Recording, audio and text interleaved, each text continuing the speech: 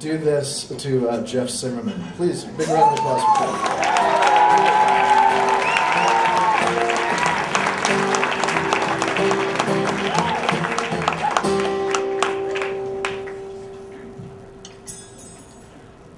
So it's sometime in college, and I'm going through that first big breakup that everybody goes through that sort of marks their transition into adulthood, and I'm just sitting there on my bed, well, not adulthood, but whatever, the new level, some next shit. And I'm sitting on my bed and like got my face in my hands, and I'm listening to the Smiths over and over again, and just torturing myself, and just going. And my little sister comes into my room and sits down on the bed next to me, and she just gives me this huge hug. She puts her arms around me, and she takes a Kleenex out and grabs my tears and says, "Jeff, listen, bitches gonna come and bitches gonna go.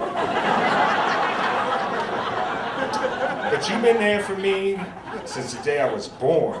And that kind of love, that's forever. I'm going to love you till after you are dead, and I am not lying."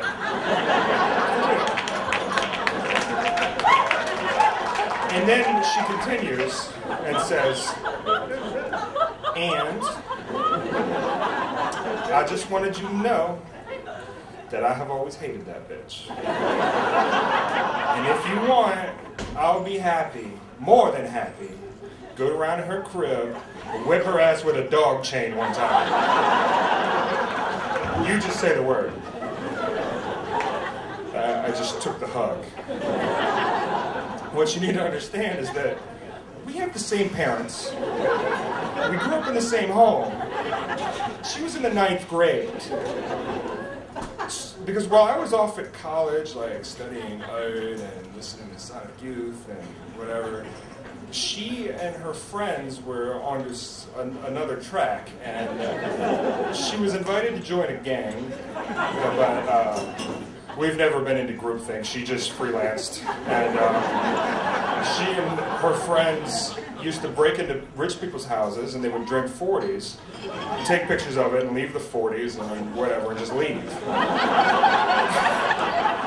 And she told me, she didn't tell me this, I'm sorry, a friend of hers told me one time that they stole a bunch of handguns and sold them on the street down by the Navy base after one of these trips. And this is something that she refuses to confirm or deny, and just kind of like leaves the room. Her boyfriend at the time, his winter coat and his mustache had this inversely proportional size relationship, where his coat sort of advertised a faraway hockey team, and it had this nasty little weasel penis draped across his top lip. And just something in his eyes was that dangerous combination of weak and predatory. And, you know, I was off at college, and obviously, like, the big brother protective instinct is there, but we're not on the playground anymore, and I can't just come in and save the day, because obviously she's got the whole ass-whipping department covered. And, you know, I think we've all known people who, as much as you love them, they're very good people, but they pick the wrong people, and you can't protect them from the people that they pick, usually. So I was working as an art teacher at her high school, as a sort of practicum thing in order to graduate, and I'm walking down the hall one day, and I sort of hear the laughter that I was very accustomed to hearing from back when I was in high school, and I see her boyfriend and some of his similarly parked friends shoving somebody into a locker, and just shoving them and laughing and shoving them and laughing. And I get up to him, and I'm just like kind of sheepdogging kids off to class, and I'm like, what is this bullshit? Go on, go to class, go, go, go. And I look, and the kid that they're shoving up against the locker is my little sister. And she has that look on her face that I know so well, where her jaw is like really set, and her eyes are huge and wet, and she is definitely not crying. She is fine.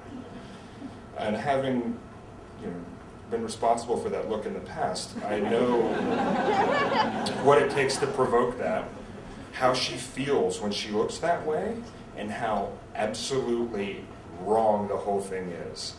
And I was like, are you okay? Are you okay? You need me to do something? And she's like, I'm fine, fuck it, I gotta go, shit! And then just leaves.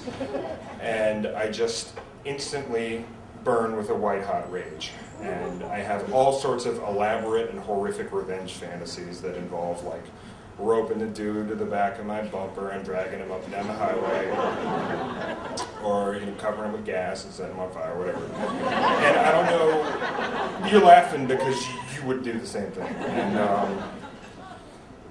hydrochloric acid is in there, or whatever. And it's very difficult to teach that day, and I don't know what to do. But this aggression will not stand, man. I got to do something. And then I'm coming back for my planning bell, and I'm coming up the stairs, and I see him standing there on the stairwell, and the window is open, and he's looking out the window, and he's got this dopey little smile on his open mouth, and the breeze is playfully ruffling his mullet off of his shoulders. And I get up to him, and I just drop my hand on his shoulder, and I spin him around. I say, hey man, I saw you in the hall with my sister, and then I run out of plan. Because I've been spending all day daydreaming about all this like awesome cinematic stuff I want to do, and not really figuring out what would happen if I actually got to confront him, which is weird since we're in the same building all day. And I can't think of anything. I'm just pulling him in closer, and I look him in the eye. I was like, I saw you in the hall with my sister, and I want to bite his lips off and just spit him on the floor, and I can't exactly do that, so I just give him a big, long kiss right on the mouth. And I keep my eyes open, I lock eyes with him, and I can feel his mustache against my back leg. And the whole time I'm thinking, dominate and intimidate. And I push it back, and I was like, oh, look, it's cool. I can't think of anything to say. I was just like, you can come over whenever you want. I look forward to seeing you around. And split. And I just kind of go home. And later that night, my sister came home, and they had met up after school and had a big fight, and they'd broken up. And she was like, motherfucker, you out of your rabbit-ass mind? What were you even thinking? And I said, Jess, bitch is gonna come and bitch is gonna go. But you have been there for me since the day you were born, and that kind of love, that is real and is lifelong, and I'm gonna love you till after you are dead, and I'm not even lying. For real.